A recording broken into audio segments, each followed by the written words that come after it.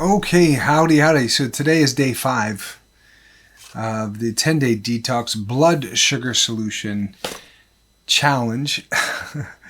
The cleanse, the detox, and day 5 is great. I'm feeling today was so much better. I had a few moments of I guess, anxiety or fear, and I'm really excited that I got some insights into possibly why that I have been using food to numb myself or as a reward system in the past.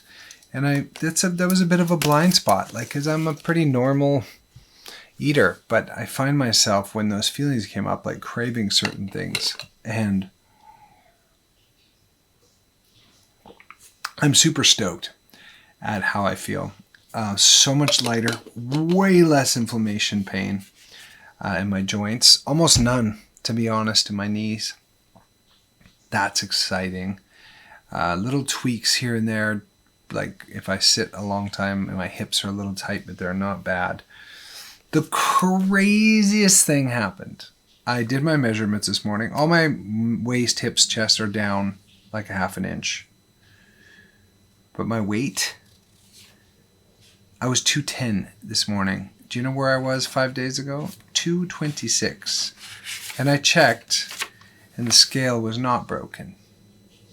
So and I get there's a lot of water weight here, but there's also, a lot of toxins that are being released because of my nighttime baths and sweating, and had two big workouts. I actually jogged this morning on the beach, which is new to me because I've had a lot of knee joint pain. So what today was all about listening. So I took some time, did a beautiful meditation this morning on the beach. We live not too far from the beach, so I can walk and get those negative ions and listen to the ocean. And today was all about listening. So let yourself extend your journal time tonight as much as possible. So tonight is really taking time. And today was pretty good. It did some work, but not super crazy, not super crazy. So today, this morning, waking up. I didn't put my sleep in. I went to bed. I went to bed late last night, 1, and got up at 8. So I only had 7 hours sleep last night, but good quality sleep. I'm crunch time on getting a record written. And so now that main thing is done, I'll be able to get to bed a little bit earlier. But my baths have been so interesting. Baths are interesting. No, they are. So soothing to be in that Epsom salt and the lavender.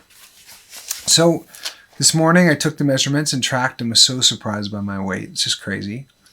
And then just before breakfast, I had the PGX fiber and my supplements, and then I had my blueberry shake this morning. And then I put together some fish. It was a snapper on a salad with some avocado, a few tomatoes. It's pretty. And some pumpkin seeds. It was pretty tasty. Salt, pepper, vinegars. And one thing I really noticed, I'm not hungry on this food. I've had a few Brazil nuts throughout the day. If you've never had a Brazil nut, you're in for a treat. They're big and they're meaty. It's almost like eating an avocado. They're so filling. You don't need a heap ton of them. Okay, so day 5 is great. Optimistic, doing tons. You can work. You should, if you can, rest, but journal a lot. And when I hang up with you guys, I'm going to journal a bit more before I go have my bath. But this will be my 6th Epsom salt bath in a row. 5th. The evening meal I had I had a little bit of, you know what? Did I even have my evening meal? I had some veggies and dip. That's what I had before I left. Believe it or not, I wasn't hungry. I had that 2 big pieces of snapper.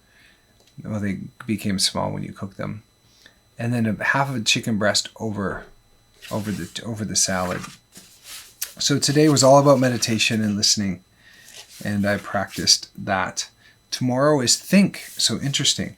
So this is day 5.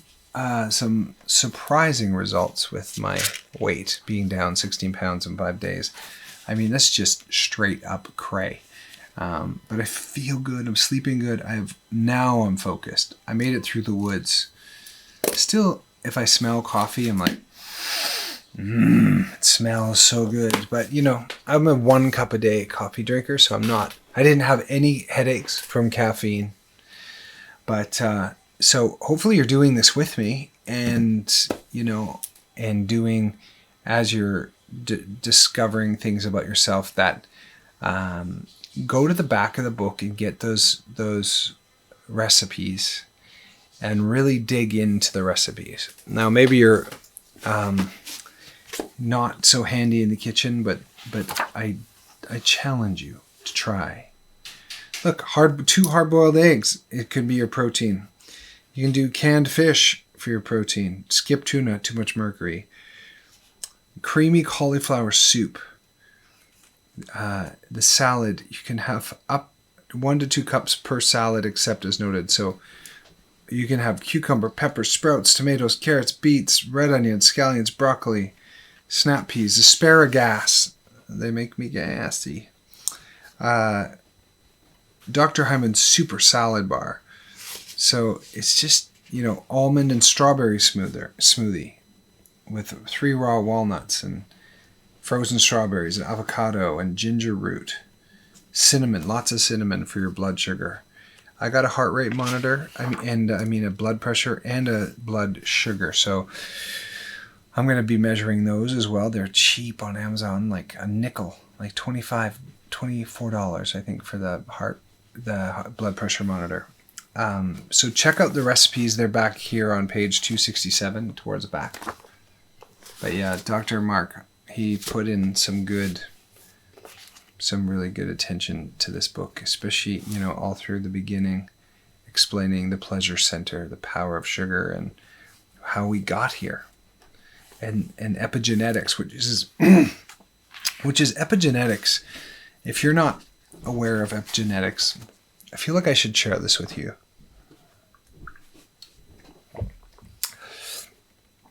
This is a wrinkle in the gene story.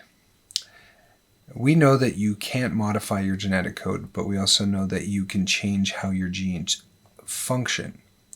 Which ones are activated or silenced by what you eat. New research has found a way to switch genes on and off or affect how they work. The science is called epigenetics. Say that a few times fast. You have 8 billion letters in your genetic code, or your book of life. Quite a big book. The code won't change, but the letters get read. But which letters get read does change based on inputs from the outside, starting in your mother's womb, the environment created for you in the womb, what food, stress, toxins that she was exposed to. That will determine how your genes get set for life. This reading or bookmarking is how epigenetic determines much of what happens to you during your lifetime. If your mother ate sugar and junk food and was deficient in vitamins and minerals, the messages from the sugar and nutritional deficiencies will get programmed into your genes and increase your risk of obesity and diabetes. What's worse is that those changes can get transmitted to your offspring. So what your grandmother ate during her pregnancy and what toxins she was exposed to will influence your genes and your grandchildren's genes' risk of disease. But like a cycle of abuse in families, this cycle can be broken. Switching to real food, optimizing your nutrient status, and lowering your load of environmental toxins can help you reprogram your genes in this lifetime. You can change the bookmarks in your book of life so your body is constantly reading instructions from the slim, healthy chapters, not the fat, sick ones. So that's epigenetics in a nutshell. And that's on page 46. And Dr. Bruce Lipton does a really great work on epigenetics. So if that inspired you in some way and you want to learn a little bit more about it, the story above the genes, that you're not your genes, you're the the reading of the letters in your genetic code. It's so cool. So I hope you're feeling good on day 5, and we'll see you tomorrow. There'll be some, tomorrow's a good day too. So it just seems to be getting better and better and easier. I'm never hungry, which is great. Just great news. See ya. Good night. Off to my detox bath. I'm looking forward to it. See ya.